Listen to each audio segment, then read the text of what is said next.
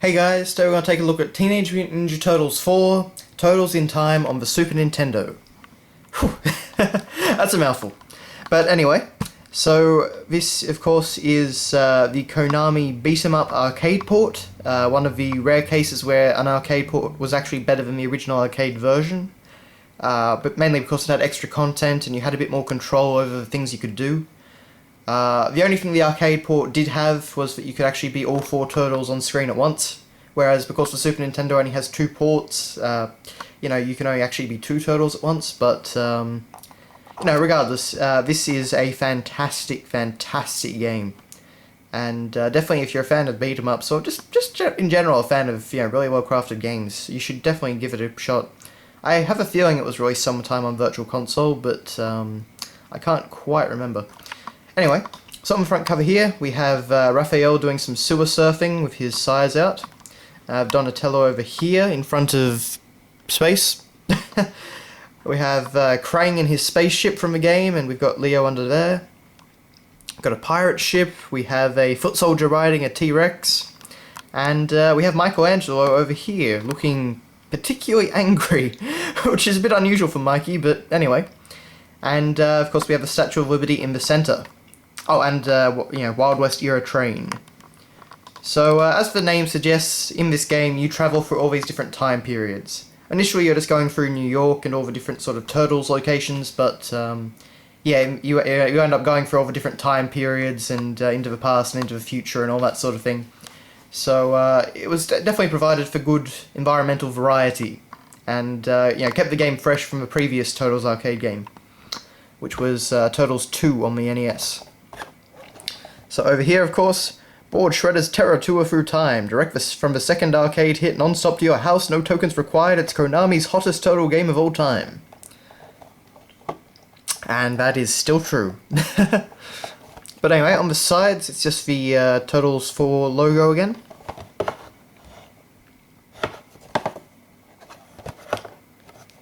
And then on the back, we get our 4 screenshots. You can see over here, actually, this is Neon Knight Riders, and that is one of the stages that was... I'm not sure it was unique to the Super Nintendo version, but the Super Nintendo version did it with Mode 7. So it has this great 3D look, kind of like F-Zero. So that was definitely a good thing, and also, as you can see here, we had a Versus mode, which was, I'm pretty sure, not in the arcade version. Anyway, so Shredder's got some time to kill. 3 billion years of high-tech turtle terror. I really do love the writing on this box and in the manual. It's very tongue-in-cheek and, very much playing with the turtles. It doesn't actually capture their voices accurately, it's just, just kind of that era, or a bit before the era that this was actually released in, but anyway. So, the Statue of Liberty gets captured. "No way," cries Raphael. "Way," replies Donatello. Stuff like that. And yes, that was the worst Turtles impression you have ever heard. But anyway, so that is the box. So here we just have a reprint of the front cover. A reprint, rather. And this one is actually in full colour. Now, you can actually find copies of the game that were released later in reprints, and they were in black and white for some reason. From what I understand, production of these manuals and things moved out of Japan. And after that, the process was cheapened, so everything was just printed in black and white. Not really sure why that all happened, but from what I understand, it happened to Konami and also Capcom. So, yeah. Anyway, straight off the bat, we can see it's a Konami Manual, very reminiscent of Castlevania 4. So congratulations, you now own TMNT 4 Turtles in Time for your Super NES. To prevent turtle extinction, read on, dude. So, yes. The kidnapping of Lady Liberty. Shredder just picked up a woman. So, you've basically just got kind of a rewrite of the little opening cutscene. There's more text and whatnot. It's, as I say, it's kind of fun. It's just kind of throwing out a lot of lingo. But, anyway, it's interesting to read. It's good fun. How to play... staying full of life, rather, safety in numbers. It basically just takes you through the game, but all the writing is really clever. Now, a new twist to attacking. This is a basically a move list page, and this was one of the things that makes it one of the best beat 'em ups of all time, in that you can do so many different things, and even down here in the versus mode, you had 2 extra moves, so you could basically block and duck. No, it was you could block and counter or something like that. But anyway, so it was, that was quite unique for a beat 'em up at the time. And then you also had this. And this takes you through every single turtle's special ability, and also their stats.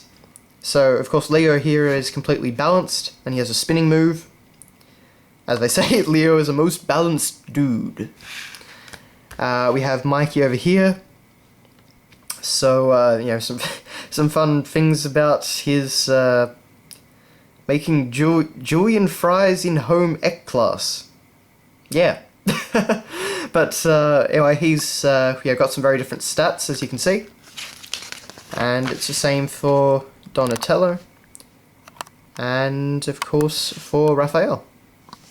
So this really did differentiate it on the market, and it's still kind of hard to find a game with a beat 'em up with as much variety as this. And then at the end, we have an overview of every single level in the game, and some of the bosses. So level 1 downtown, we actually see a picture of Shredder there, but he doesn't appear for a while. We've got Alley Cat Blues there, and for some reason again we have a picture of Krang, who doesn't appear till the end either. A6 Annihilator, so all the different enemies, the Stone Warriors, the Foot Soldiers. Sewer Surfing, where you can earn bonus points. The Technodrome. So the Chunky Cheese Pizza Monster. The 2,500,000 BC prehistoric turtle saws. The Mouser. Level 6 AD 1530 Skull and Crossbones. There's Baxter Stockman. There's Mecha Turtle. Okay, that's supposed to be Metalhead, but anyway. You've got Roadkill Rodney up there, which is just a really weird name. The Rat King, I'm pretty sure it's supposed to be. But, Bury My Shell at Wounded Knee. There's Neon Knight Riders. So I always love in old manuals when they do this sort of thing for an arcade game. Because, it's not really a spoiler so much, because the game is so short. I mean, you can easily beat this in half an hour. But it's just kind of a nice touch for the manual. There's Slash and Bebop and Rocksteady and Krang's Exoskeleton, Toka and Razza down there, Leatherhead, and of course the final Shell Shock with a Shredder that transforms into Super Shredder, who I'm pretty sure was from the second live-action Turtles movie or something like that. But yeah. And of course just Konami on the back. And then finally, we have the Turtles in Time cartridge, which is basically just your stock standard cartridge. Just reprint the front cover on the label, and yeah. Anyway, Turtles in Time has always been one of my favourite games. I used to play that a lot as a kid, and I used to play it a lot with my cousin and sometimes with my dad. And it was just great having a game where you could just drop in 2 people and run around as the Turtles, and you had so many moves, and there was so much variety in the levels and things like that. It was a ton of fun. I played this thing to hell. But anyway, now if you're wondering, why I haven't been doing any Super Nintendo games for a while, the reason is basically just because Super Nintendo games have, in the past year, gotten much more expensive. I mean, I used to see this game not that long ago for about $60 or so, and now it's over $100.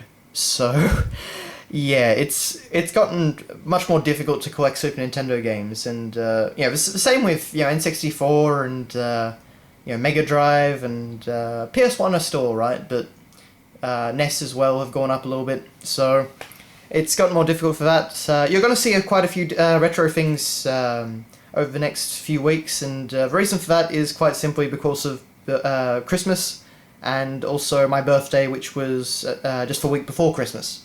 So that certainly helps with collecting. But anyway, Thanks a lot for watching, guys, and I'll see you later.